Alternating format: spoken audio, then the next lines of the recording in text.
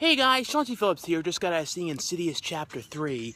And I'm just outside the theaters right now doing the review of it. If you guys don't know the movie, this one is a prequel to the first movie. Because it's also a good way to bring Lin Shaye's character back, which I'm really glad they did. Because Lin Shaye's, always been one of my favorite character actresses.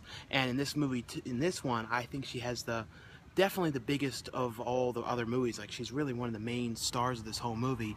Thought she was, to me, she's always like a, scene stealer. She's always like been my favorite in anything she's ever done, and had a really good part in this, and had some really cool sequences in this. But the movie's basically though about this girl whose mother recently died, and she's with her father and her brother, and she's basically trying to take care of things because the father is having to work and things like that. So she's trying to take care of the younger brother and things like that, and she starts thinking that her mother is trying to talk to her from beyond the grave. She starts thinking things in the house are trying to be moved around, and she starts trying to figure out how to talk to her. She tracks down Lin Shaye's character, who's a psychic, goes to her house and says that she's been wants to try and talk to her, and at this point Lin Shaye's character basically doesn't want to do this anymore, doesn't want to do psychic things. She's basically stepped away from it because she's all kinds of bad things that happened to her from doing it.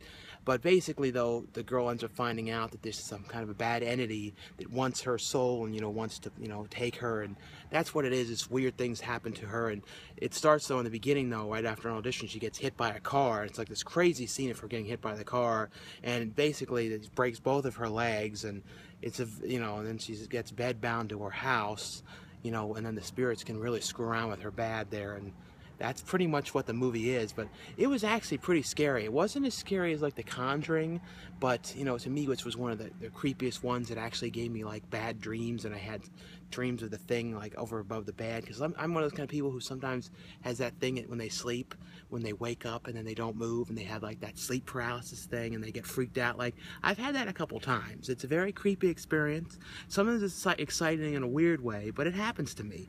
So I've had things from The Conjuring frighten me in that sequence. So even this one has some pretty frightening things in it. Not like the absolute scariest, I would say, out of the other two films, but pretty creepy stuff, and a lot of stuff that really worked, and the movie really played out pretty well. James Wan didn't direct this one though, but James Wan has a cameo in this movie, which is pretty cool. I don't want to say what he does in it, but a pretty cool, fun cameo to see him in the movie.